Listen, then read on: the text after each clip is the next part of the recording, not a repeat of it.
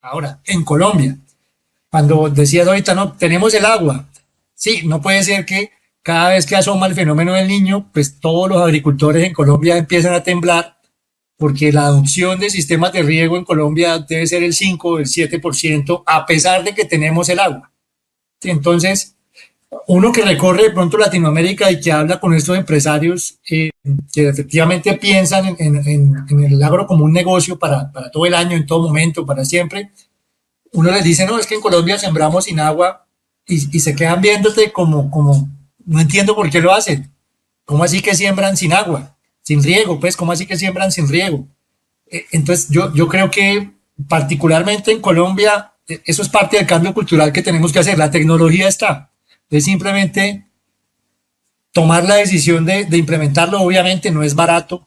Obviamente, pues va a costar, va a ser difícil, pues hay que involucrar muchos recursos, licencias, todo esto, pero es la forma correcta de hacer agricultura en todo el mundo. Si hablamos de productividad, de sostenibilidad, de eficiencia, de estabilidad en los flujos de caja, de todo pasa por el milagro del agua. Y en Colombia, pues de verdad que yo creo que le decimos el milagro del agua porque vivimos rezando para que llueva en algunos momentos o rezando para que deje de llover en otros. Querida comunidad, bienvenidos a un nuevo episodio de Agroventure Podcast. En esta ocasión tenemos a Guido Sierra, director general de Disan Agro. Es una compañía que vende 140 millones de dólares y que intenta impulsar la ruralidad a través de una transformación sostenible de la forma como producimos alimento. Quédate hasta el final de esta conversación y entenderás cómo una empresa que vende fertilizantes está estructurando estrategias para poder impactar la ruralidad con la premisa de sostenibilidad. Una conversación muy interesante que estoy seguro no te querrás perder. Saludos a todos y bienvenidos a Agroventure. En este podcast vamos a sumergirnos en el mundo agrícola, explorando alternativas, herramientas y tendencias que nos permitan robustecer el crecimiento agropecuario de Latinoamérica. Soy Miller Preciado y seré su guía en este viaje por el campo. Bueno, comunidad, hoy estamos en un nuevo capítulo de Agroventure Podcast y esta vez tengo el honor de estar con un amigo de batallas, de luchas en la agricultura que nos conocemos hace varios años. Y donde definitivamente tenemos que mejorar la interacción para poder entender cómo estamos haciendo cada uno desde nuestro lado el impulso a la ruralidad. Bienvenido a este espacio, Guido Sierra. Para mí un honor tenerte y bueno, muchas gracias por aceptar esta invitación. Miller, muchas gracias a ti precisamente por la invitación. Me da muchísimo gusto saludarte. También te conozco desde hace muchos años y compartimos la pasión por la agricultura. Entonces, para mí es un honor estar aquí acompañando. Muchas gracias, Guido. Pues Guido, mira, la pregunta digamos que de cajón de este espacio es, las personas invitadas son agroapasionadas. Es la forma como yo he identificado y es nuestro hashtag oficial. ¿Te consideras un agroapasionado y por qué, Guido? Yo creo que sí, claro que sí. Me considero un agroapasionado porque, bueno, primero soy ingeniero químico y en algún momento empecé a trabajar en agroindustria de la palma de aceite y como ingeniero en planta. No sabía mucho del agro y todo lo que le pasaba a la planta uno escuchaba que era culpa del campo y entonces me empecé a interesar por conocer cómo llegaba esa materia prima que tenía que procesar en las plantas y ahí conocí un nuevo mundo pues que para mí era nuevo, que todo lo que hay detrás de la producción, en este caso de productos agrícolas, y empecé a conocer pues muchas dinámicas que se dan en nuestro país, en este caso en las regiones donde se produce palma de aceite, con pequeños cultivadores, con la relación con el campo. Y sí, esas dinámicas fueron las que me fueron como haciendo que me enamorara del campo y cada vez fui teniendo una visión un poco más amplia. Hoy, desde lo que hago y con toda la experiencia, creo que he tenido la oportunidad de empezar a conectar lo que pueden ser las percepciones de los mercados nacionales e internacionales y la incidencia que puede tener eso en la vida de los agricultores y de los productores locales. Y creo que desde ahí podemos aportar y me apasiona todo lo que pueda aportar para mejorar las condiciones de vida de nuestros productores. De acuerdo, Guido. Gran respuesta y te cuento que he visto de cerca y de lejos tu trayectoria y de verdad es de admirar el ejercicio que has hecho, de cómo interiorizas ese ejercicio de campo y creo que te fuiste por curiosidad a entender qué pasaba en el agro, en el campo como tal y hoy eres un referente de lo que significa digamos que la cobertura de lo que esto puede tener, porque ahora nos contarás un poco en qué estás en este momento, cuál es tu posición, la compañía a la que representas y los países a los que visitas, que ya son varios en donde tienes presencia y obviamente tu gran responsabilidad de llevar ese mensaje de una agricultura cada vez más próspera, sostenible y que se mantenga en ese equilibrio entre la rentabilidad, el cuidado de los recursos naturales y obviamente el impulso que se le debe dar a una zona con tanto potencial como es Latinoamérica, porque al final ya tú rompiste las barreras geográficas y hoy estás en Latinoamérica como tu cancha de juego. Quisiera preguntarte, y vamos a empezar con una pregunta centrada en lo que significa para ti el desarrollo de la agricultura, y en ese ejercicio sería centrarnos en los pilares que guían tus pasos en la búsqueda de una ruralidad más próspera. ¿Qué nos podrías decir al respecto? Yo te digo que es como eh, esa interacción honesta con los ecosistemas. Y cuando digo ecosistemas, lo digo de una forma un poco más amplia, no solamente ecosistemas desde el punto de vista ambiental, sino pues, los ecosistemas en donde están inmersos nuestros productores. Esa interacción que tenemos nosotros pues efectivamente con los territorios y toda su complejidad. Creo que desde ahí fundamento pues, la aproximación y concibo la forma en la que se debe hacer como esa interacción para producir alimentos en este caso. Eh, Obviamente la calidad de vida de los productores, la minimización del impacto ambiental, el reconocimiento, para mí la dignificación de las labores y de la labor de producir alimentos, creo que es muy importante y es parte de lo que nos va a ayudar a ser efectivamente sostenibles en el tiempo. Y sobre todo también como la educación o cómo podemos apoyar y permitir que el consumidor final entienda cuál es el impacto que tiene con cada decisión de compra que hace. Entonces trato como en el día a día de jugar ese rol como entre consumidor final y productor y empezar a hacer como esa fuente que puede mandar comunicaciones de un lado al otro para que todos entiendan pues cuál es su rol y cómo interpretar esa agricultura sostenible. De acuerdo. Guido, y en ese sentido partimos sobre esa conexión de la agricultura y la producción de alimentos y las familias. Y se me estaba pasando una pregunta que es muy importante. Tu familia, tu estructura, Guido Sierra, ¿de dónde viene? ¿Cuáles son sus orígenes? Para poder conectar con la audiencia de esa persona que hoy está apasionada llegando a conectar esos mundos, pero que parte de un núcleo familiar, y eso es para nosotros muy importante resaltarlo en este espacio. Bueno, mira, no, yo pues soy ingeniero químico. eh, pues primero, pues ingeniero químico, tengo dos hijos maravillosos, uno de 21 y uno de 15 años que cumple en estos días. Y ninguno de los dos creo que va a ser ingeniero. Mi hijo mayor estudia cine y el Ok. menor pues creo que va por el lado de la sociología. Eh, pero creo que gracias precisamente a esas diferencias y a la forma en la que uno se conecta con tanta gente diferente a lo largo de 25 años trabajando ya en el agro, conoces diferentes caracteres y tipos de personas, pues también valoras mucho la diversidad, ¿no? La diversidad de De acuerdo. pensamientos, de lo que hacen, todo eso es muy enriquecedor. Actualmente estoy en Bogotá, pues bueno, apasionado por poderles transmitir a ellos, digamos, ejemplo, ¿no? Uno dice que uno siempre educa con el ejemplo, y qué mejor ejemplo que creo que les digo a ellos que hay algo que yo siempre honro y es que digo, Guido Sierra siempre cumple lo que promete. Ujú. Entonces, como que ese es el ejemplo que he querido dar tanto a nivel personal como a nivel profesional, y creo que pues me ha ido bien, afortunadamente. Gracias, eso es un tema de coherencia. Al final Eso. la coherencia genera mucho impacto más allá de lo que uno cree, porque finalmente tus acciones, las que tú haces cuando están frente a ti, las que haces cuando nadie te ve, eso es lo que hace que hable por ti de cierta forma. Y cuando se generan ese tipo de promesas, al final es un tema de propósito.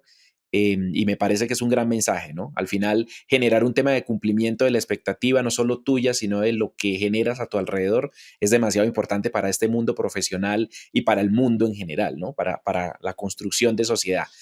Guido, en ese sentido, yo quisiera que tú nos cuentes un poco tu óptica. Tienes un gran recorrido, una gran experiencia en el agro. Estuviste en Palma de Aceite, viste de cerca lo que significa la agroexportación de este tipo de commodities. Y hoy estás en un rol un poco más amplio y ya llegaremos a él. Pero desde esa experiencia, ¿cuáles son los principales desafíos que tú crees que tiene el sector agropecuario en Latinoamérica? Yo creo que hay varios. el primero, el tema de cultural, eh, el tema cultural que está asociado al recambio generacional, pero ese yo creo que es el fundamental es tratar de entender cuáles son las señales que envían los mercados destino. Nosotros históricamente hemos sido pues productores de alimentos para la región y solo hasta hace algunos años hemos empezado a pensar en producción de alimentos industrializada para poder exportar, dado el potencial que tenemos en capacidad productiva y tierra y condiciones climáticas y pues la demanda creciente que tenemos de algunos productos que no existen en otras partes del mundo, sino en el trópico. Eh, yo creo que tecnológicamente existe mucha más información de la que nuestros agricultores adoptan y por eso hablo de que el desafío cultural es el más importante. Culturalmente, cuando uno ve los diferentes perfiles de los agricultores en Latinoamérica, uno empieza a ver agricultores de avanzada, como en todo, agricultores tradicionales, uno empieza a ver agricultores que de pronto tienen adopción temprana de la tecnología y realmente los que pueden dar ese salto cultural y se visualizan en un escenario futuro con esa mentalidad de mediano y largo plazo son aquellos que tienen adopción tecnológica y aquellos que efectivamente se convierten en empresarios del agro. Dejan de ser agricultores De acuerdo. y se convierten en empresarios del agro con todo lo que trae, con todo eso lo que eso trae. Yo creo que desde el punto de vista tecnológico existen muchas más capacidades para producir lo que necesitamos y por eso uno ve que países en el mundo que no necesariamente tienen todos nuestros recursos y nuestra infinidad de la abundancia son altamente productivos o productores. Uno ve, no sé, lo que pasa en España en donde falta el agua y pues los invernaderos que tienen o en los Países Bajos o en Israel, a pesar de que no tienen lo que nosotros sí tenemos, efectivamente digamos que la cultura de adopción temprana y desde el punto de lanza y de tomar el riesgo y de ver ese concepto de la agricultura empresarial, independientemente de Ujú. quién la ejerza, creo que es el mayor desafío que tiene esta región del mundo particularmente. De acuerdo. Y ahí hay un tema que tocaste, todos muy relevantes. Hay un tema importantísimo para mí desde la óptica, desde mi prisma, es esa transición de ser un agricultor a un agroempresario. Eso enmarca demasiadas cosas y ahí me gustaría que profundicemos un poco. Ser empresario obviamente conlleva todo lo que tiene que ver con la administración, con la gestión, con los impuestos, con la estructuración más, digamos, regida bajo principios y cumpliendo ciertas certificaciones y estructuras que le permitan convertirse en una unidad productiva mucho más amplia y que pueda tocar las puertas de diferentes mercados.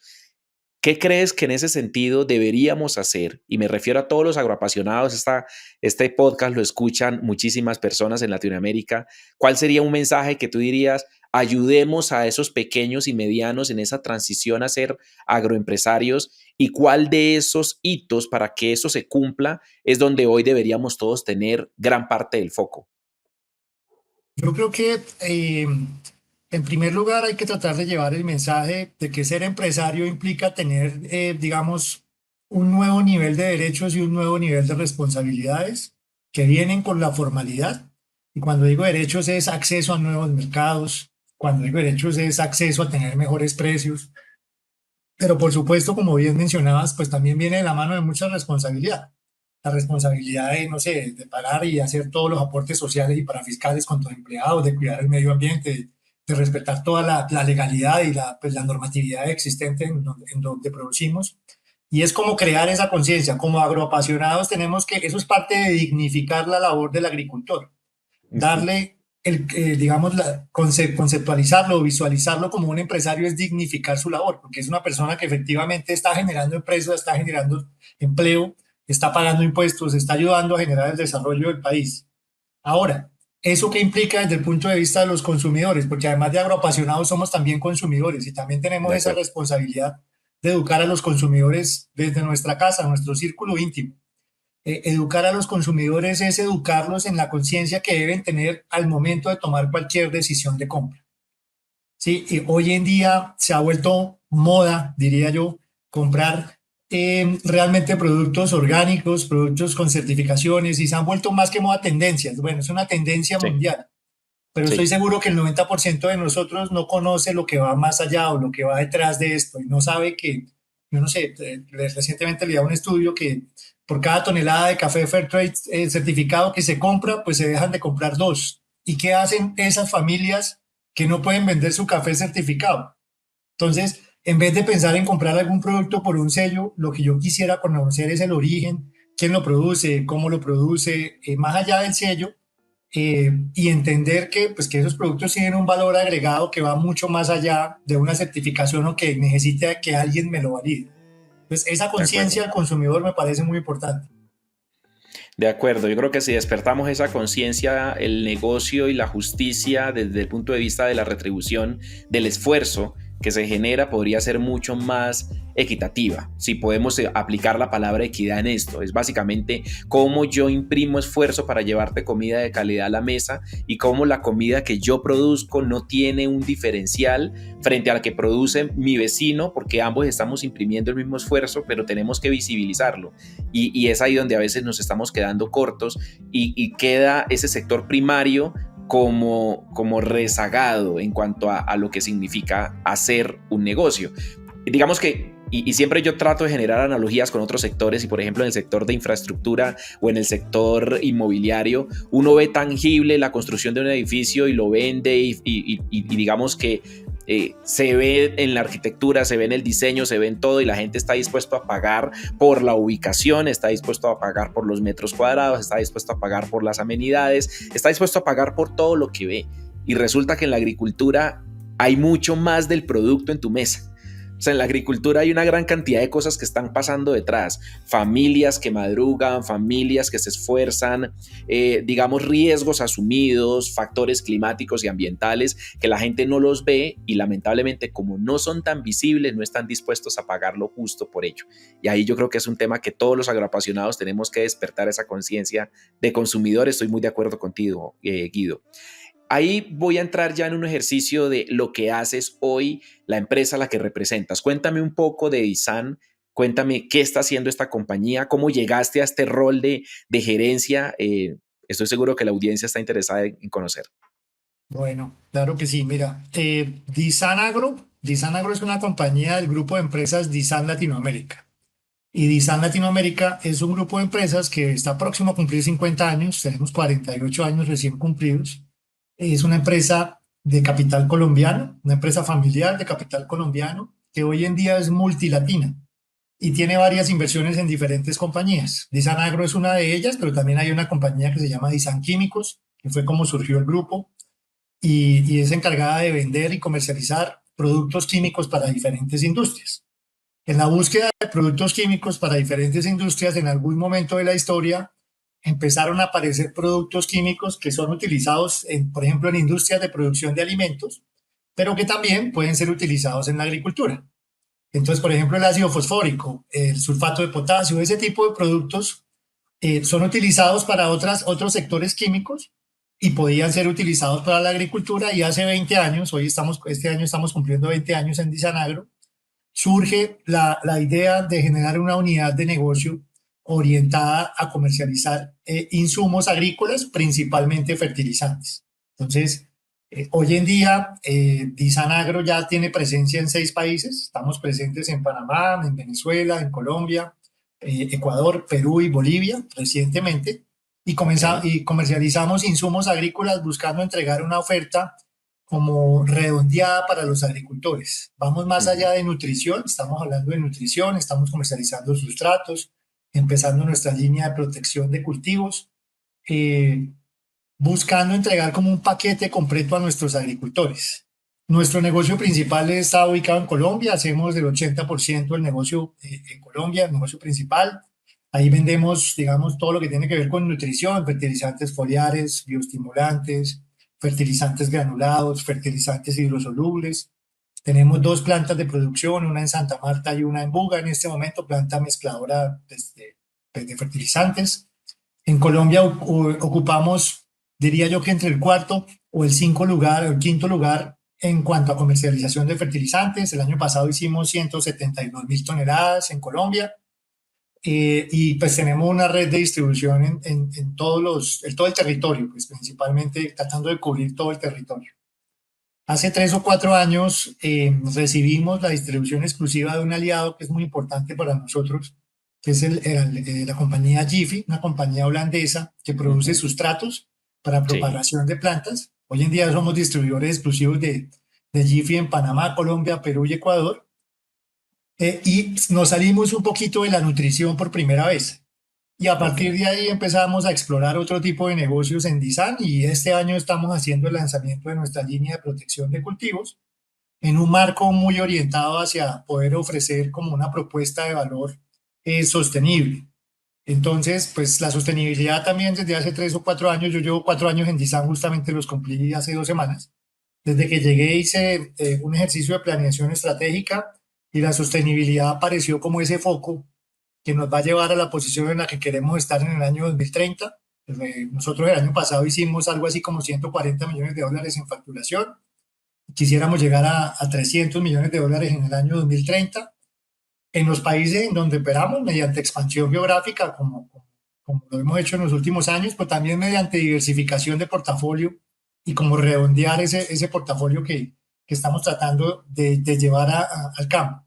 Entonces empezamos a trabajar mucho en sostenibilidad y hicimos algunas renuncias. Dijimos, no queremos vender los glifosatos, no queremos vender ese tipo de productos y vamos a trabajar en protección de cultivos en un marco sostenible. Vamos a trabajar en nutrición, pero siempre orientada a incrementar la productividad para reducir el consumo, para mejorar el desempeño, para pues, reducir, no sé, el uso de área, de tierra, siempre como en ese marco de sostenibilidad y es lo que hemos empezado a hacer. Y también salió hace 4 años esa oportunidad de empezar como a replicar el negocio que tenemos en diferentes países y actualmente pues estamos en los 6 países que te mencioné. Y yo en este momento hago las veces de director general de Isanagro para los 6 países en donde operamos. Ok, increíble y felicitaciones. Realmente que una Muchas empresa gracias. de origen colombiano con un enfoque, digamos, estratégico y diversificado para poder impulsar esa ruralidad me llena de orgullo, para ser honesto contigo, y creo que hay una gran oportunidad de poder seguir creciendo y expandiendo ese mensaje. Y en ese sentido,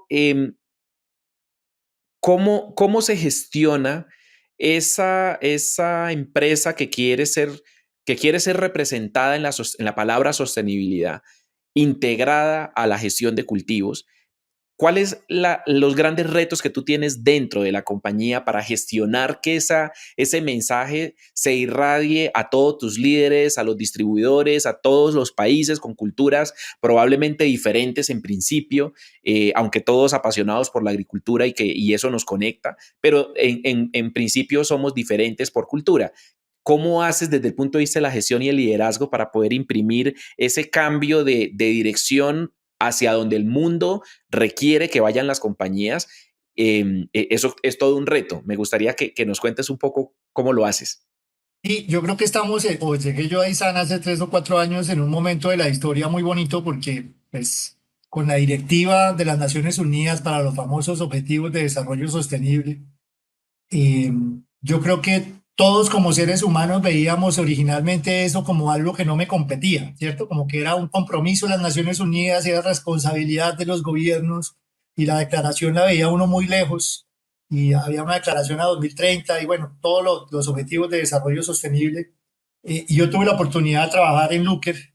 Mi trabajo previo antes de ISAN fue pues ser gerente general de una compañía del grupo que es Looker Agrícola y Looker también es una compañía comprometida con la sostenibilidad. Y a Looker le debo eh, reconocer que fue quien me entrenó para que yo fuera consciente de que esos objetivos de desarrollo sostenible de las Naciones Unidas, todos tenemos que poner, como dice el cuento, nuestro granito de arena. Y que dentro de mi círculo de influencia hay acciones que yo puedo hacer desde el nivel personal y profesional para apoyar a cumplir esos objetivos de desarrollo sostenible. Entonces, lo primero que hay que hacer y que uno como organización tiene que hacer es llegar o promover ese nivel de conciencia en los trabajadores. Y es decir, que el trabajo que hacemos todos día a día pues va a contribuir a que Colombia cumpla con su cuota o los países en donde estamos cumplan con su cuota en busca de esos objetivos de desarrollo sostenible, traducirlos Nosotros en DISAN tenemos claros cuáles objetivos queremos impactar. Queremos impactar hambre cero, queremos impactar equidad, queremos impactar, hay uno que llama acción contra el clima, producción y consumo responsable. Los tenemos claros y en cada uno de ellos hay unas metas claras establecidas por Naciones Unidas y es cómo traduzco estas metas a acciones que puedo gestionar y accionar desde el interior de mi organización. Esa es una primera acción muy importante. Y lo segundo es cómo les demuestro que efectivamente lo pueden hacer. Entonces ahí tuvimos varios ejercicios, por ejemplo, de voluntariado. Hay unas iniciativas de sostenibilidad en las que están en curso al interior de ISAN que se han gestionado. Tenemos una iniciativa de restauración ecológica en donde sembramos 4.5 hectáreas de especies nativas en el Amazonas. Y ahí fuimos un grupo que llamamos equipo pionero en DISAN. Viajamos Ok, 20 personas a ser parte de esa siembra y hacerlas, efectivamente hacerlo. Tenemos una iniciativa con el Banco de Alimentos en Colombia y en Perú, en donde ok, estamos tratando de reducir el desperdicio de alimentos, porque la gestión que hace el Banco de Alimentos es una gestión maravillosa y recuperan 3.000 toneladas de comida todos los años en Colombia para llevarlas a necesitados. Desarrollamos una iniciativa de empaques sostenibles en DISAN, en donde trabajando de la mano con el proveedor, pues vinculamos material reciclado. Pues uno no dimensiona, pero cuando te digo que vendemos 170.000 toneladas, pues fácilmente son 3 millones de sacos al año, de sacos claro, plásticos. claro, Entonces, cuando lo pones en esa óptica, uno dice, si logro que esos 3 millones de sacos, el 30% sea de material reciclado, puedo decir que todos los años en DISAN dejamos de consumir 100 toneladas de plástico, de acuerdo. simplemente por el uso. Entonces, vinculándolos a las personas a esas iniciativas de una forma como vivencial, y creo que es la forma de empezar a concientizar a todo el mundo, y eso genera pues un efecto espejo. Nosotros arrancamos con el Banco de Alimentos en Colombia, ya vamos para Perú. Arrancamos con la siembra en el Amazonas colombiano, ya estamos viendo en Ecuador y en Perú que tenemos también Amazonas, porque la misma gente del equipo de ISAN dice, oiga, si lo hicieron en Colombia, lo quiero hacer en mi país. Y al final el efecto es mundial, entonces es muy bonito porque ese efecto de imitación, pues lo que hace es difundir la palabra. De acuerdo, qué gran ejemplo de lo que estás haciendo y cómo se interioriza estos conceptos que hoy deben ser parte esencial de la producción agroalimentaria global. Y ahí te quiero hacer dos preguntas sobre lo que opinas frente a la agricultura regenerativa y el papel de las empresas que proveen soluciones nutritivas y de sanidad vegetal. Y por el otro lado, lo que estás mencionando que me parece muy, digamos, acertado, la estrategia de la circularidad en la agricultura. Entonces, cómo la economía circular puede jugar un papel importante en esa forma o esa nueva forma de producir y de gestionar tanto los residuos como la misma economía. Entonces, sé que son dos preguntas amplias, entonces tienes el espacio y los micrófonos para que nos cuentes tu óptica sobre esos dos puntos tan relevantes en la agricultura moderna. Bueno, entonces arranco por la segunda. Yo creo que la economía circular nos ha abierto un océano azul de oportunidades a todos quienes trabajamos en el agro. Hablábamos ayer en el Comité de Innovación de DISAN. DISAN, además de producir, de vender productos químicos, también tenemos una línea de alimentos. Uh -huh. Y hablábamos ayer de las riquezas que tiene la producción agroindustrial, sobre todo con la posibilidad de ofrecer retos que tienen que ser solucionados interdisciplinariamente. Entonces, el concepto de economía circular, el concepto de valorizar los recursos, el concepto de la idea de reducir el consumo de algunos insumos, te obliga a que interdisciplinariamente tengas una aproximación diferente a la tradicional. Entonces, empieza uno a ver, no sé, las producciones de compost, las producciones de biocarbón, las producciones a partir de subproductos de espumas, de cauchos, de todo lo que sea posible producir a partir de los residuos, subproductos y ahora coproductos de la producción agrícola. Y ese concepto en sí mismo creo que también, uniéndolo con la pregunta del inicio, nos permite ese cambio cultural para que el agricultor deje de ser visto simplemente como un proveedor y pueda dar un paso a ser empresario. Porque el agricultor empieza a jugar un rol preponderante, porque sin su actividad natural no vamos a poder producir todo eso y a sostener todos los otros negocios paralelos que salen, con el beneficio agregado de que el agricultor pues, va a tener un mayor ingreso por su trabajo diario. Sí. Entonces, yo creo que la economía circular pues nos abre un sinnúmero de posibilidades, plantea nuevos retos y creo que hoy en día nuevos retos de comercialización, nuevos retos de apertura de mercados y por eso hablo mucho de la interdisciplinaridad porque se sale inclusive del alcance del agricultor y del técnico. Ujú. Entonces creo que el mundo debe moverse hacia esa vía. No es necesario que los productos sean completamente novedosos, sean, no sé, algo nuevo, algo que no exista, sino es necesario encontrar esos canales de comercialización, porque mercado hay, creo que en todas las regiones en donde estamos, mercado para cualquiera de los productos que te mencionaba ahora hay. Es cuestión de que efectivamente yo me cambie el sombrero y empiece a tener como ese sombrero de mercadeo y de marketing y de posicionamiento de mis mercados, como por ejemplo el trabajo que están haciendo también hecho los productores de café, que especifican y encuentran mercados nicho para sus productos o en cacao. Entonces, la economía circular creo que nos abre ese sinnúmero de posibilidades, ese océano azul. Ahora bien, la agricultura regenerativa creo que nos ayuda en la creación de conciencia en cuanto al uso de los recursos. Así es. Oye, históricamente teníamos el concepto de que los recursos eran infinitos y entonces utilizaba agua de riego en exceso. La tierra, pues en Colombia no es sino ir a la altillanura para pensar que eso nunca se va a acabar, Ujú. que la tierra De no se acuerdo. va a acabar, pero poco a poco nos vamos dando cuenta con los cambios que han tenido los ecosistemas que efectivamente los recursos sí se acaban.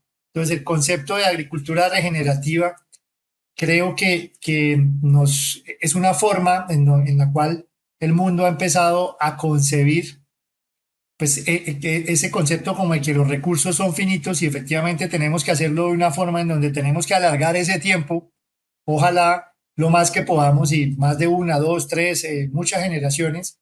Y de ahí surge el concepto de agricultura regenerativa y con eso, con esa idea es que tenemos que empezar a aplicarla. Obviamente, nuevamente, cuando, de acuerdo, uniendo el comentario que decías, uno no puede pedirle al mercado, como mercado, pedir productos de agricultura regenerativa y pretender que los va a pagar barato. Así es. ¿Cierto? Que es esa disyuntiva que yo decía entre el mercado y el agricultor.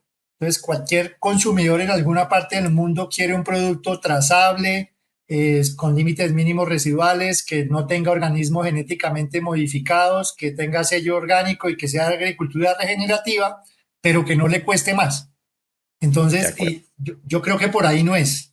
Ujú. Entonces, es nuestra labor dentro del proceso de educación al consumidor de enseñarle que eso tiene un fondo y un trabajo detrás y que va a implicar que cueste más. No puede ser que dentro de la canasta o de lo que consumimos, el mundo en general, pues paguemos mucho más en otras cosas que en comida. Y es De acuerdo. cantidades, muchísimo más, cantidades exorbitantes más de otras cosas que en alimentarnos. Eh, y cuando uno ve que pues, muchos agricultores están sufriendo porque no tienen estabilidad en el ingreso, porque tienen que salir a vender la papa a los peajes, o uno dice, oiga, hay algo mal dentro del modelo, pero es ese modelo como de que el consumidor no reconoce efectivamente el valor de lo que hay detrás y creo que ahí es donde podemos hacer mucho. Definitivamente es cierto, y ese tema de educación al consumidor se me prende en este momento un bombillito, Guido, y seguramente con la ayuda de ustedes y con toda la comunidad que se está creando a través de esos canales digitales, que yo creo que es una forma. Y te voy a contar un poco el principio del por qué estoy haciendo todo esto. Es un despertar de propósito. Es cómo podemos generar ese tipo de mensajes que lleguen a las personas correctas utilizando la vía que hoy utiliza la mayoría de las personas, que es el mundo digital. Tenemos que conectar ese mundo digital con el análogo, tenemos que hacer que la gente sienta, viva, que toque lo que está pasando en la ruralidad para que realmente le generemos el valor que corresponde. No es posible que digamos que uno lucha porque haya más equidades y mayor distribución de la riqueza y eso se puede obviamente lograr. Es difícil, obviamente, porque interactúan demasiadas variables, el Estado, las políticas públicas, las políticas de nación y Estado, más obviamente la vocación agroempresarial o la empresarial en general. Pero digamos que cuando buscamos crecer como país y nos obsesionamos con el crecimiento interno bruto de los países y demás y la potencialidad que tiene, uno lo que ve es que el aumentar el ingreso y al aumentar la distribución de riquezas va a permitir el surgimiento de esa clase media que va a tener mayor nivel de gasto. Pero cuando uno dice mayor nivel de gasto que va a movilizar la economía, casi nunca se piensa en que ese mayor de gasto se redireccione a un pago más equitativo y justo de la comida, sino que uno Claro, dice va a tener mayor nivel de gasto porque compramos televisores de 55 pulgadas tal cual. y eso no es lógico, si bien obviamente eso son parte de las posibilidades que se abren una vez yo tenga mayor capacidad de compra. Tendremos que devolvernos a ese sector primario y decir, hoy tenemos la posibilidad de tener más ingresos y esos ingresos se pueden redistribuir de tal manera de que el agricultor reciba lo justo. Y con esto no estamos pensando ni siquiera en gestión de subsidios, ni mucho menos. Estamos pensando de la retribución del esfuerzo para que tú tengas el producto que quieres, el producto que te va a alimentar mejor, el producto que va a mejorar tu calidad de vida, porque estamos hablando también de cómo alargamos la vida del humano en la Tierra y la alimentación hace base fundamental de ese alargamiento de vida y de calidad. Sin la alimentación eso no va a ser posible. La medicina ha mejorado mucho, definitivamente. Las condiciones sociales han mejorado y seguramente seguirán mejorando, pero sin la alimentación correcta, eso se convertirá en un sufisma distractivo y no vamos a ser capaces de realmente ejecutarlo. Y ahí es donde tenemos que llegar a decir cuánto es el valor añadido que se le debe generar a una producción de alimentos más sostenible, más rentable, más sustentable y obviamente aplicando principios como la regeneración dentro de la agricultura. Entonces es una gran respuesta. Un comentario, mira, el reconocer lo que vale la agricultura creo que no va, va, de hecho, completamente ligado a que el agricultor tenga con qué pagar prestaciones de sus trabajadores, con qué mejorar su infraestructura y su calidad de vida y dignificar el cargo. Y hay varios ejemplos. La gente tal vez no es consciente, pero en Estados Unidos el 50% de la comida que llega a los refrigeradores se bota. La gente la compra, como es tan barata, no hay ningún problema en botar la comida porque no la consumí. Ese indicador en Colombia es el 25% de la comida del mercado que nosotros hacemos en todo lo que tiene que ver con perecederos va a la basura. Entonces, el banano que no consumí porque lo vi negro, o el queso que dejé de ser, o no sé, las mamás que dejan el yogur, lo que sea, todo el 25% va a la comida. Entonces, la gente tiene la capacidad de botar a la basura el 25% de lo que está gastando. ¿Por qué no pagárselo al agricultor? De Y con acuerdo. esto no estoy queriendo decir que tampoco malentendamos, por ejemplo, el tema de las capacidades adquisitivas, porque no puede ser que hoy entonces, porque hay una marca de zapatos sostenibles y de zapatos, entonces yo en vez de comprar uno, compro tres. Sí, pues porque no, entonces ¿dónde está la sostenibilidad? No, pues la sostenibilidad no está en la marca, la sostenibilidad también está en los cambios de las actitudes de los consumidores. Entonces uno se empieza a encontrar esas inconsistencias o incoherencias y uno dice, oiga, de verdad yo voy a hacer mercado y el 25% estoy dispuesto a votarlo, pues prefiero ir a un mercado campesino y pagarle directamente a los agricultores y pues tal vez mejorar esa calidad de vida de esa persona. De acuerdo, yo creo que ese grito de equidad y de prosperidad en el campo tiene que venir del despertar del consumidor, que es donde está la masa crítica de este ejercicio. Colombia y Latinoamérica tiene un potencial enorme y quiero que tú me cuentes tu perspectiva sobre lo que ves del sector rural en Latinoamérica. Siempre se ha hablado, y digamos que hay también la FAO y todo lo que se habla sobre las potencialidades de las regiones centrado en dónde están sus fortalezas. Y resulta que Latinoamérica definitivamente puede llegar a ser esa despensa agroalimentaria. Y la hemos venido escuchando desde hace muchos años, Guido. Creo que tú y yo esto no es nuevo para nosotros. Entonces, Colombia tiene tierras, tiene agua, Ecuador, Perú, Brasil, con todo y sus temas, obviamente, de gestionar muy bien esa frontera agrícola. Pero todos en Latinoamérica tenemos una gran potencialidad de suplir la alimentación mundial.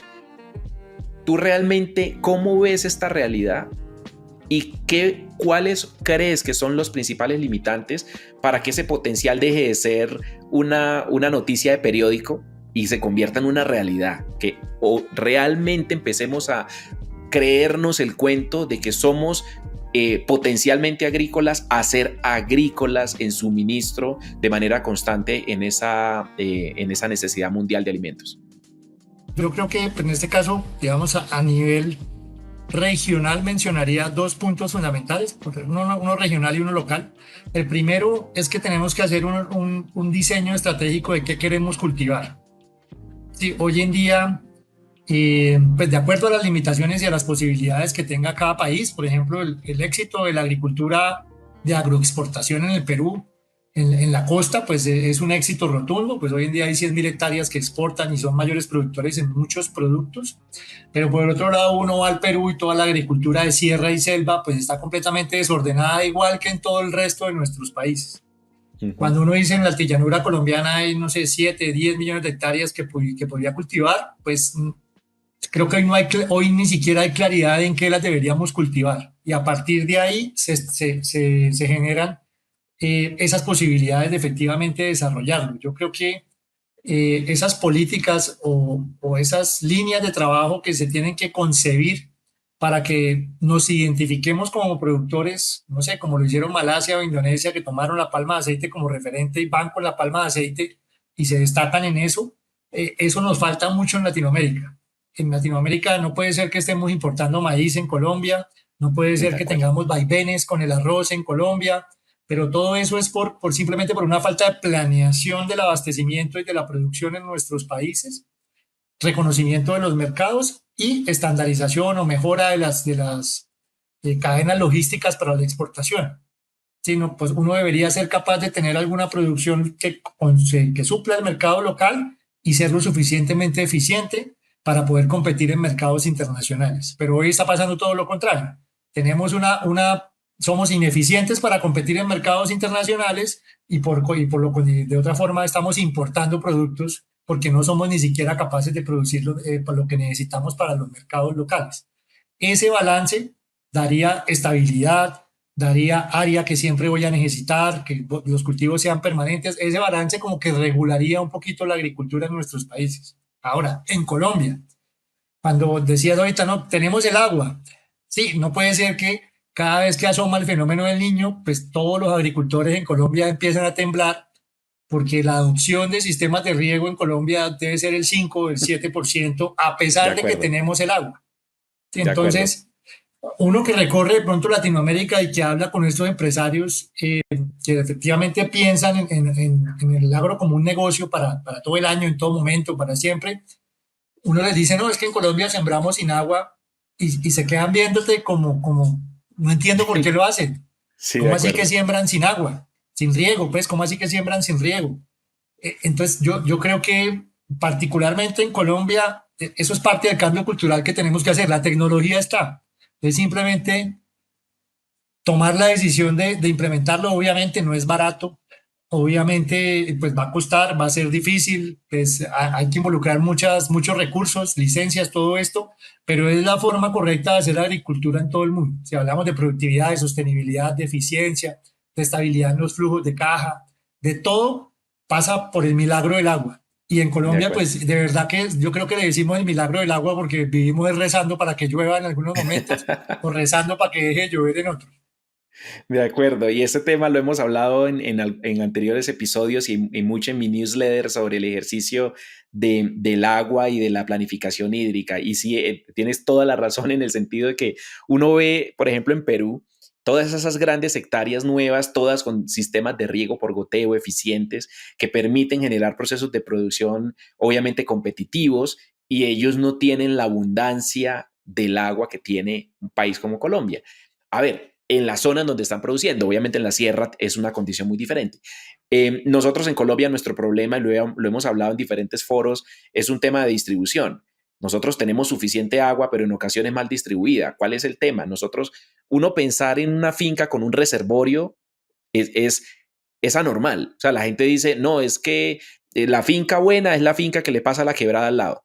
Y yo digo, ok, la quebrada, obviamente, tenemos que hacer los procesos, obviamente, de solicitud de los cupos, de caudales y demás a las corporaciones autónomas, pero lo que pasa es que en toda la geografía nacional llueve a cántaros en ciertos momentos y en otros no lo hace. Entonces la pregunta es cómo podemos generar procesos de canalización de esas aguas lluvias, cómo podemos generar procesos de planificación hídrica para que en los meses en donde llueve mucho pues, tengamos la posibilidad de guardar y los meses en donde no tenemos, pues siempre tengamos agua que distribuir, pero de una manera eficiente. Sistemas de riegos que nos permitan, obviamente, hacer uso eficiente del agua. Y yo creo que eso es un tema que va a ser bastante doloroso el cambio de pensamiento, porque todavía somos un país, y perdón decirlo de una manera jocosa, pero que vemos las cabañuelas a inicio del año.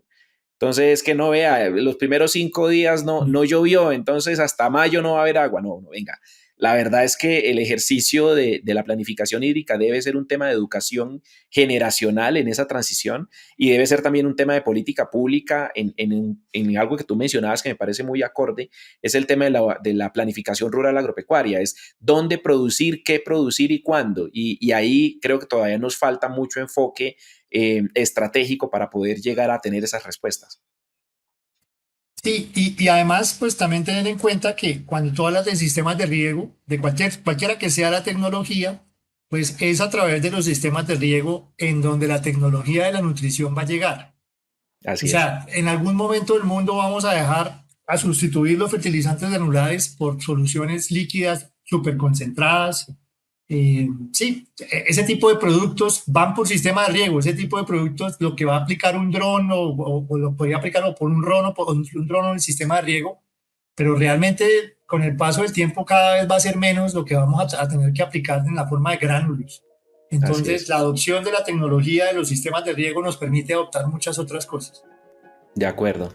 Guido, llegando ya al final de este episodio que ha sido muy interesante y que obviamente invito a toda la audiencia a seguir, a seguirte, a seguir el trabajo que hace Disan Agro y todo ese impulso. Ojo, es una compañía de 140 millones de dólares en ventas de origen colombiano, que está presente en 6 países, que quiere expandirse y que tiene una gran mega, llegar a más de 300 millones de dólares impulsando un concepto de sostenibilidad en la agricultura que me parece muy importante resaltar. Y Guido, este espacio y muchos espacios futuros seguramente estarán a la disposición de Disan para poder que el mensaje cale, y me uno al esfuerzo que están haciendo de incentivar esa conciencia de consumidor. Voy a hacer un trabajo, un foco especial en ese ejercicio para poder que desde el punto de vista digital le lleguemos a ese consumidor y despertemos esa conciencia.